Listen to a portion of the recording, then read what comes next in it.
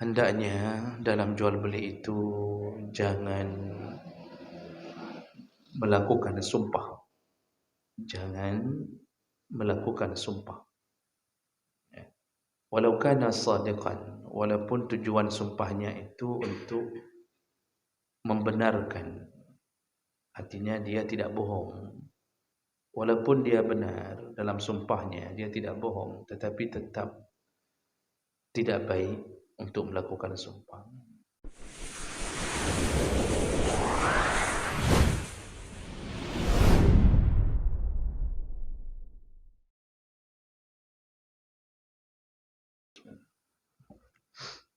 Assalamualaikum warahmatullahi wabarakatuh. Alhamdulillahirabbil alamin. Wa bi ni'matihi tatimmu shalihat. Asyhadu an la ilaha illallah wahdahu la syarika lah. Wa asyhadu anna Muhammadan 'abduhu wa rasuluhul karim. Allahumma shalli wa sallim ala nabiyyina al-Mustafa Muhammadin wa ala alihi wa ashabihi ajma'in. Amma ba'd. Rabbi shrah li sadri wa yassir li amri wahlul 'uqdatam min lisani yafqahu qawli. Segala puji bagi Allah, kemudian salawat dan salam kepada Rasulullah, pada keluarga dan seluruh sahabat-sahabatnya. Bapak-bapak dan ibu-ibu yang Allah muliakan, insyaallah di pertemuan bulan yang lalu kita sedang membahas tentang adabul bai', yaitu adab dalam jual beli. Dan kita sudah bahas di antaranya yaitu as-samahah fil bai'i wasyira'. Di antara adab jual beli yaitu samahah, hendaknya banyak-banyak bertoleransi baik dalam keadaan menjual maupun membeli. Seorang penjual begitu melihat pembeli ada yang miskin, tidak mampu membeli barangnya, maka hendaknya dia mengurangi harganya. Itu contoh samahah. Pada pembeli juga begitu.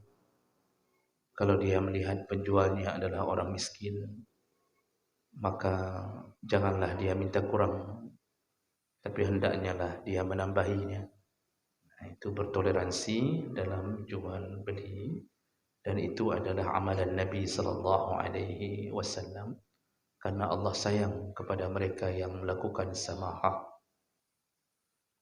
Yang kedua yang sudah kita bahas yaitu as-sidqu fil bai'i wasyira', yaitu hendaknya bersikap jujur. Bersikap jujur dalam jual beli. Penjual hendaknya jujur, pembeli pun hendaknya jujur. Nah, ini dijanjikan oleh Nabi, semua pedagang yang jujur dikumpulkan Allah di dalam surga bersama para nabi, siddiqin, syuhada, salihin. Nah, ini kelebihan orang yang melakukan bisnis tapi dalam keadaan jujur. Baik, kita sambung tadi sebagai pengingat ulang. Berikutnya yaitu adamul halfi walau kana sadiqan. Hendaknya dalam jual beli itu jangan melakukan sumpah. Jangan melakukan sumpah. Walau kana sadiqan, walaupun tujuan sumpahnya itu untuk membenarkan, artinya dia tidak bohong. Walaupun dia benar dalam sumpahnya, dia tidak bohong, tetapi tetap tidak baik untuk melakukan sumpah. Jadi bersumpah ketika berjualan walaupun bukan sebuah kebohongan, hukumnya makruh. Kalau bersumpah dengan kebohongan, hukumnya haram.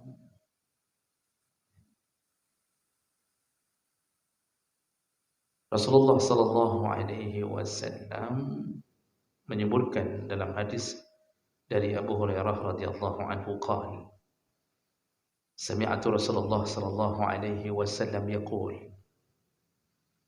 al-halfu munfiqatun lis-sal'ah wa mumhiqatun lil-barakah.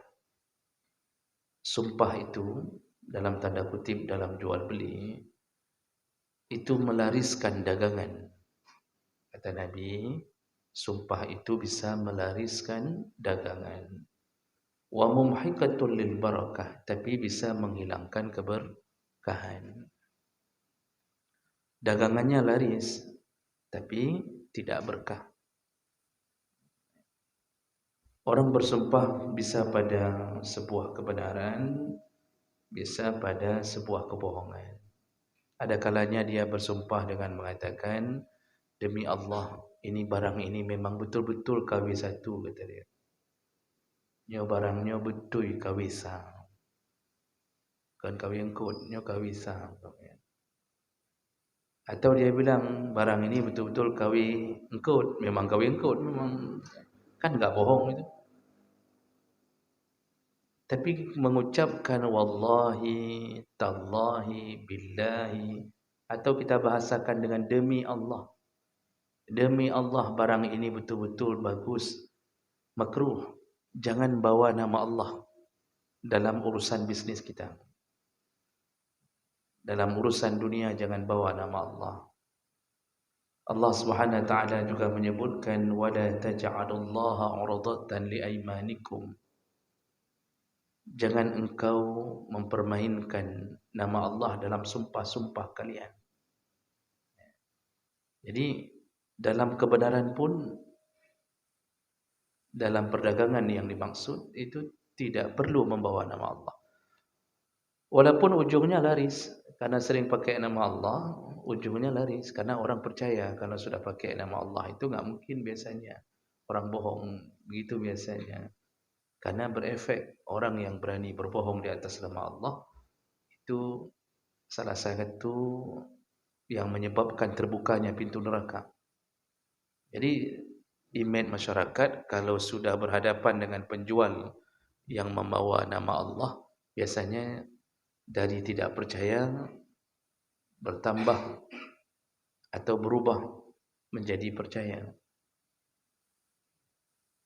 Makanya ada tafsir yang mengatakan Nabiullah Adam alaihi salam itu tidak bisa disalahkan ketika memakan buah dari pohon yang diharamkan Allah. Tidak semata-mata kesalahan pada Adam yang ingin bermaksiat. Jadi Adam bukan ingin bermaksiat. Memang secara logika tidak mungkin Adam ingin melawan Allah dengan berbagai kesenangan yang telah diberikan Allah. Jadi kenapa juga dia jatuh dalam maksiat dengan memakan buah dari pohon itu? Tafsir mengatakan karena syaitan, iblis datang lalu merayu Adam. Ada tafsir yang mengatakan dia berubah menjadi satu makhluk seperti kakek tua. Lalu kemudian dia mengatakan kepada Adam dengan memakai nama Allah. Nah, jadi dia mengatakan demi Allah, kalau engkau makan buah dari pohon ini, maka engkau akan kekal di dalam surga.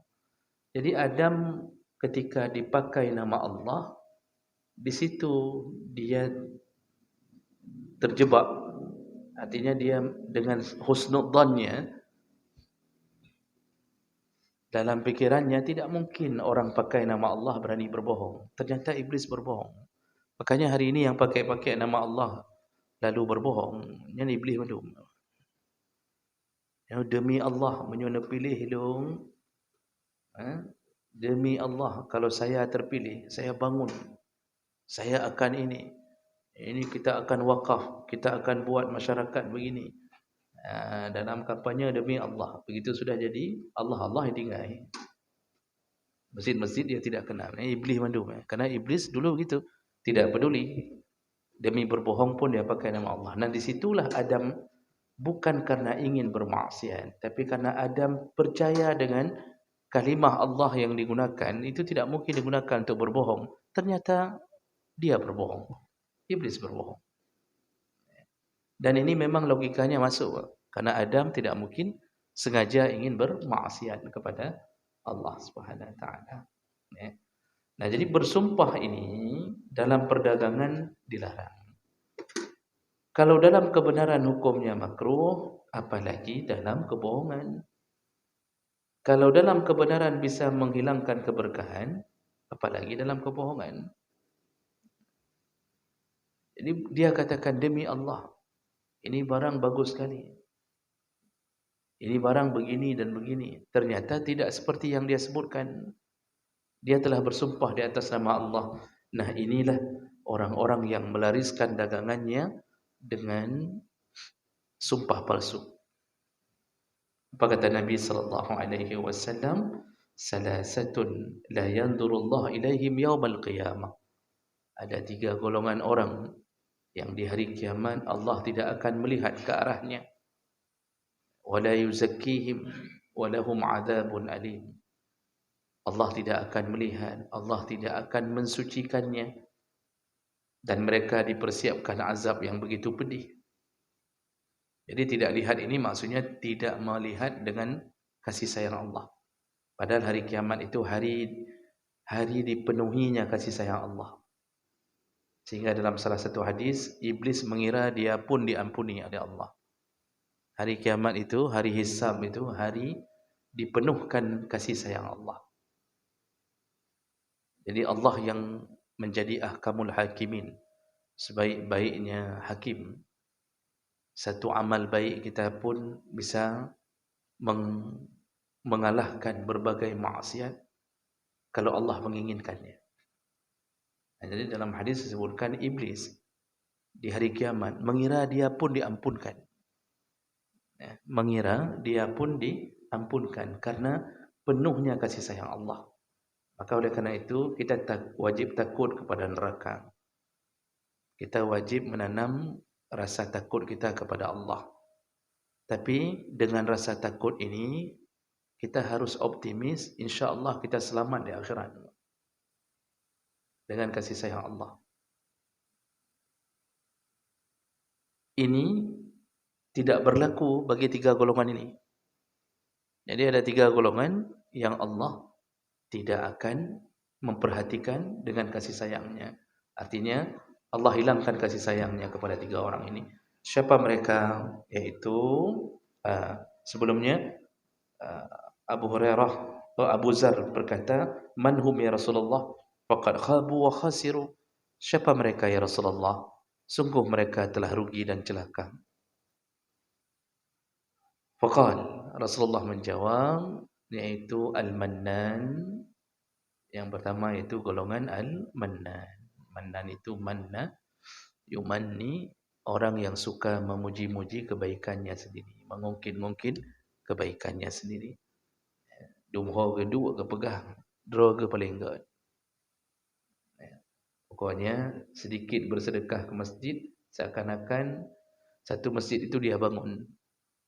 Kalau sudah sedekah ke anak yatim, gaduh pegah. Kalau enggak ada saya, anak yatim tu enggak bisa makan. Untung nalung di kampungnya. Menyuhan nalung.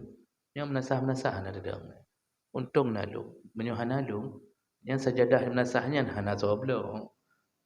Jadi selalu sudah berbuat baik, dia ungkit kebaikannya. Malah dia jadi orang yang paling terlaknat di akhirat. Karena kenapa Allah benci kepadanya? Yang berikan dia harta untuk berbuat baik itu Allah. Kenapa dia pula yang menyombongkan diri? Sama kayak kita, Pak. Kita mau sedekah. Kita kasih melalui seseorang ni, tolong kasih sedekah ke anak yatim itu. Orang yang hantar ini yang mengatakan ke anak yatim ini dari saya ya. Ini tolong ingat-ingat saya kalau sudah jadi orang. ingat saya, karena dia sekarang belum orang, sudah binatang. Jadi kalau sudah jadi orang, dia pula yang membanggakan harta kita. Kita kasih harta untuk anak yatim, yang bawa ini yang mengakui seakan-akan itu harta dia. Padahal harta kita, dia cuma bawa saja, kurir saja dia itu. Begitulah ibaratnya. Kita ini kan dapat dari Allah. Kenapa kita pula yang membanggakan harta kita ketika berbuat baik? Padahal kalau Allah enggak beri, kita enggak bisa berbuat baik. Nah, makanya Allah paling benci orang yang menguji, mengungkit-ungkit kebaikannya, padahal semua harta yang dia miliki untuk berbuat baik itu dari Allah Subhanahu Wa Taala. Orang yang kedua kata Rasulullah, yaitu al-musbil izarahu, orang yang melakukan isbal.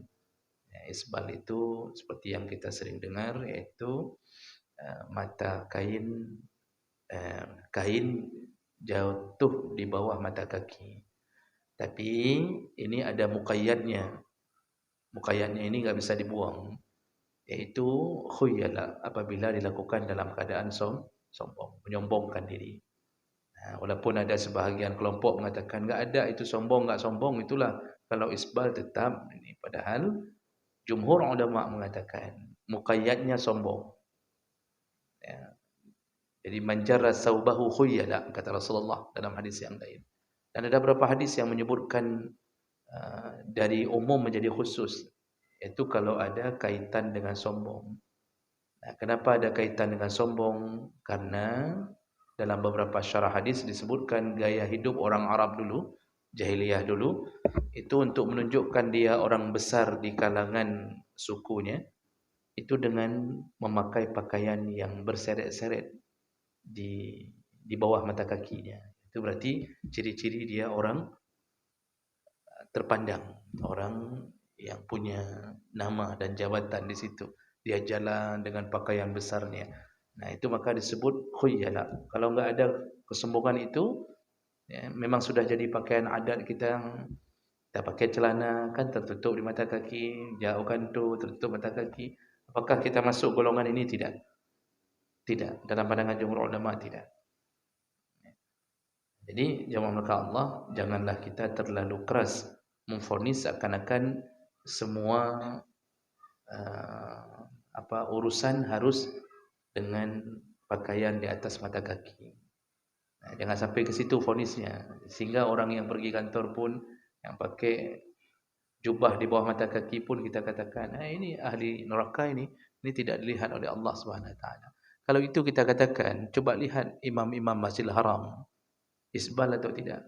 Silahkan lihat. Tak usah lihat waktu umrah lah, kadang enggak sampai penglihatan kita. Lihat di tayangan waktu mereka berdiri jadi imam.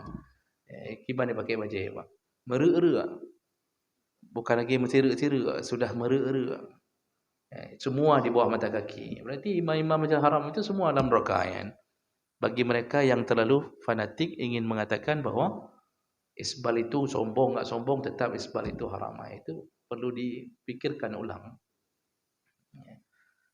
Kemudian yang ketiga baru sesuai dengan apa yang disebutkan ini, yaitu al-munfiq sil'atahu bil halfil kadhib, yang melariskan dagangannya dengan sumpah palsu. Orang yang melariskan dagangannya dengan sumpah palsu, maka dia akan menderita di akhirat. Dan apa yang dia dapatkan dengan sumpah palsu itu hukumnya haram dan hartanya ikut haram.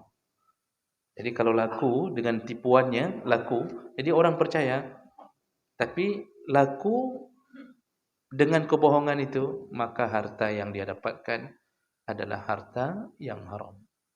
Dia bawa pulang ke anak istrinya, mereka makan haram. Anaknya dimasukkan pesantren, disuruh hafal Quran.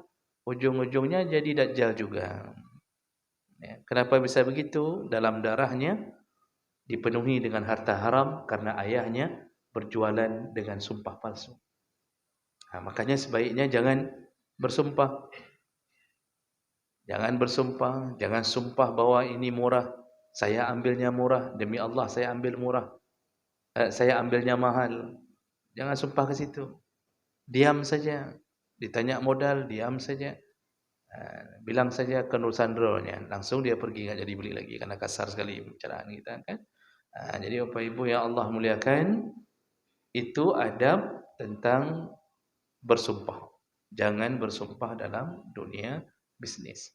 Banyak tu orang hari ini, Pak, dianggap sumpah itu main-main. Kecuali memang bahasanya sudah bahasa sumpah.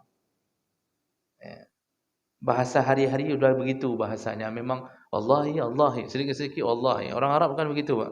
Orang Arab ini kalau bapak pergi, di semua Arab, itu kalimat wallahi di mulut mereka itu sudah menjadi kalimat biasa. Jadi sedikit-sedikit wallahi, wallahi. Ini berapa ini? Kita tanya. Wallahi hada. Terus sedikit-sedikit keluar wallahi. Ini sudah jadi kebiasaan di mulut. Sudah jadi kebiasaan di mulut. Maka Allah tidak anggap sebuah kebiasaan di mulut yang mereka tidak lagi berniat untuk bersumpah, itu tidak dianggap. Allah sendiri yang mengatakannya. La yu'akhizukumullah billaghwi fi aymanikum. Walakin yu'akhizukum bima kasabat qulubukum. Allah tidak menganggap sumpah yang keluar dari mulutmu yang sudah jadi bahan hari-harian. Memang begitu gaya bahasanya. Tapi yang Allah anggap adalah sumpah yang diiringi dengan kesengajaan di dalam hati.